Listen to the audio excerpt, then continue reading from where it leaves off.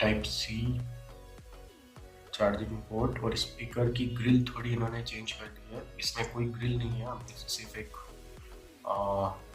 Square shape का whole दिया हुआ है।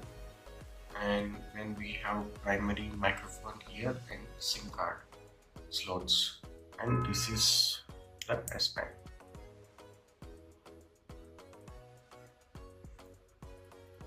Okay.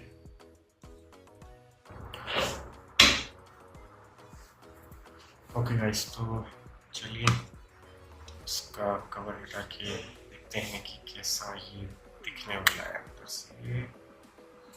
Okay. Bye bye.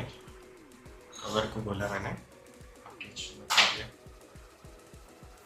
तो आप देख सकते हैं कुछ ऐसा है, और सबसे बड़ा चेंज ये है कि इस बार जो है ग्राउंडेड